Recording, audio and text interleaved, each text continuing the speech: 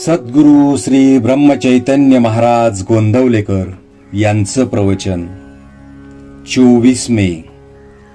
नाम प्राणाबरोबर सांभाळावे.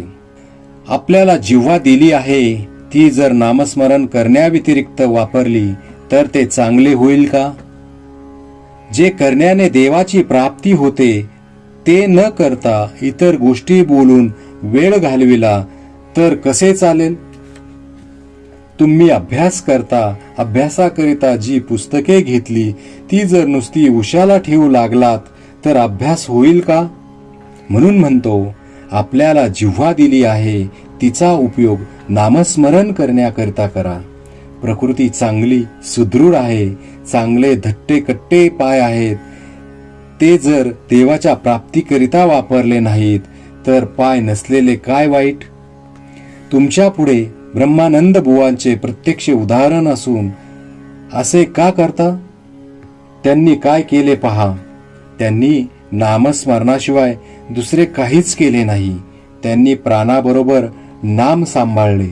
तुम्हाला तितके जरी करता आले नाही तरी जसे देहावर प्रेम करता तसे तरी नामावर ठेवा. आताच्या दिवसात तर कलीचा एक एक दिवस देवावरचा भाव घालवायला कारण होतो.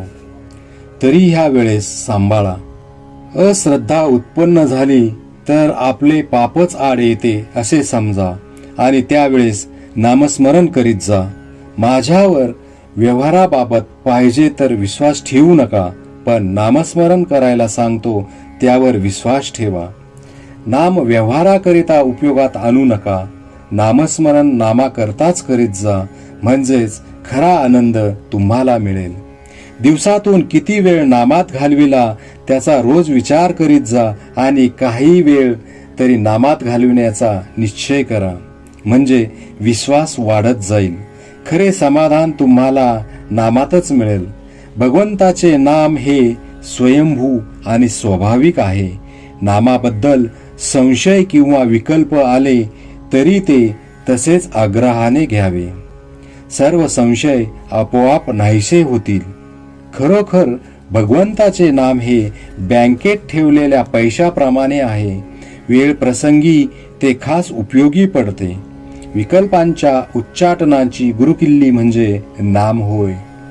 भगवंताला अनन्य शरण जाऊन तुझ्या नामाचे प्रेम मला दे अशी काकुळतीने त्याची प्रार्थना करावी, म्हणजे नामाचे प्रेम आपोआप वाढेल आणि भगवंताचे खरे दर्शन घडेल.